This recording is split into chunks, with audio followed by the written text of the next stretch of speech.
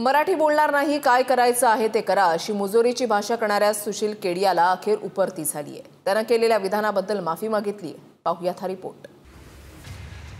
मी मराठी बोलणार नाही, काय करायचं आहे ते करा अशी मुजोरीची भाषा करणाऱ्या सुशील केडियाला अखेर उपरती झाली। चिथावणीचं ट्विट करणाऱ्या केडियाच्या कार्यालयाची तोडफोड करण्यात आली। वास्तविक वाद एका पक्षाचा किंवा त्या धोरणाचा असेल तरी त्यात मी मराठी शिकणार नाही म्हणून महाराष्ट्रातच मातृभाषेचा अवमान का, यावरून केडियाच्या विरोधात संताप उमटला।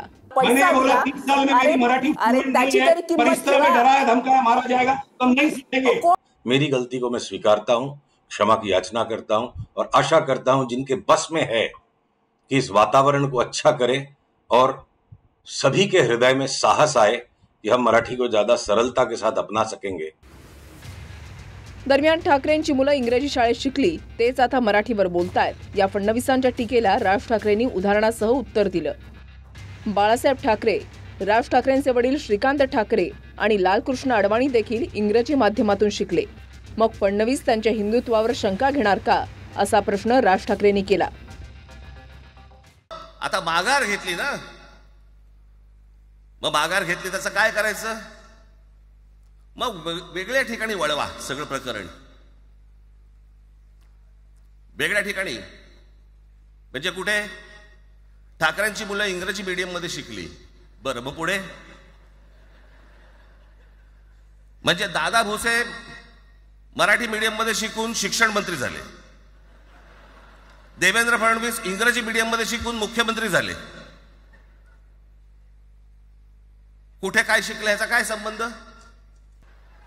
कोणाकोणाची मुलं इथे परदेशामध्ये शिकतायत, याद्या आहेत आमच्याकडे। त्याचं काय करणार आहात तुम्ही? आणि त्याच्यात मंत्रिमंडळातल्या एक एक मंत्र्याचं हिंदी आहे का? फेफरं येईल, फेफरं। हे असले प्रश्न महाराष्ट्रात विचारले जातात। मोदीजींच्या नेतृत्वात आम्ही ज्या प्रकारे मुंबईचा चेहरा बदलवला, त्यांच्या काळामध्ये मराठी माणूस मुंबईतनं हद्दपार झाला। आम्ही BDD चाळीतल्या मराठी माणसाला, पत्रा चाळीतल्या मराठी माणसाला, अभ्युदयनगरच्या मराठी माणसाला हक्काचं मोठं घर हे त्याच ठिकाणी दिलं, याची असूया त्यांच्या मनामध्ये आहे। एकदा गमावलेलं जे जन्मत आहे ते पुन्हा मिळवण्याकरता हा एक नौटंकी आहे। स्वार्थासाठी मराठी माणूस यांना आता या ठिकाणी आठवलाय। 20 वर्ष राज ठाकरे साहेबांकडे बघायची त्यांना उसंत नव्हती। आता मी बोललो, मी अर्ध्याच दाढीवर हात फिरवला होता 3 वर्षापूर्वी, तेव्हा ते आडवे झाले, तेव्हापासून अजून सावरलेच नाहीत, आडवेच आहेत। आणि जर दाढीवर पूर्ण असा हात फिरवला असता तर काय झालं असतं याचा विचार त्यांनी करावा। त्यांनी बोलत असताना आमच्यामधला अंतरपाठ आज दूर झाला असं म्हटलं। अंतरपाठ हे साधारण नवरा आणि नवरीमध्ये दूर होतो, तर मला हे कळलं नाही की बाबा नवरा कोण आणि नवरी कोण। आणि साधारण उद्धव ठाकरेंच्या हालचालीवरून जनतेला कळालं असेल की नवरी नेमकं कोण।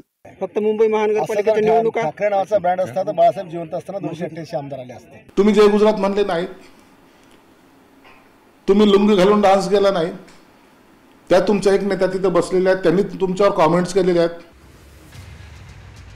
दोन्ही ठाकरे बंधूंना आमच्या शुभेच्छा आहेत। त्यांनी फक्त एकत्रच येऊ नये तर पक्षही एक करावेत, असा सल्ला सुधीर मुनगंटीवारांनी दिलाय।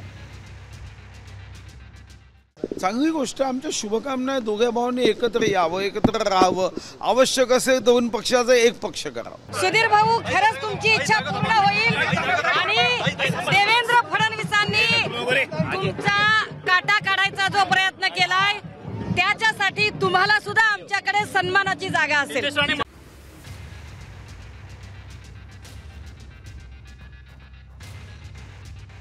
दरम्यान या निमित्तानं महाराष्ट्रात सलग 3ऱ्या निवडणुकीत ध्रुवीकरणाच्या मुद्द्यांवरून आरोप प्रत्यारोप होत आहेत। लोकसभेला बटेंगे तो कटेंगे नाऱ्यावरून धार्मिक ध्रुवीकरणाचा, अर्थात हिंदू विरुद्ध मुस्लिम राजकारणाचा आरोप झाला।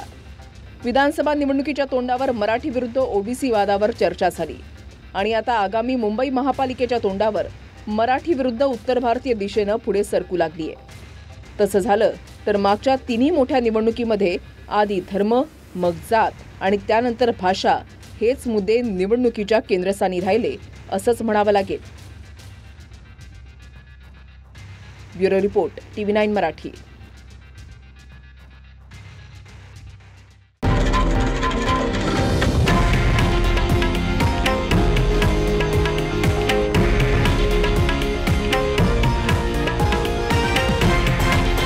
हे आहे देशातील नंबर 1 न्यूज नेटवर्क आणि आपण पाहत आहात TV9 मराठी, एकमेव.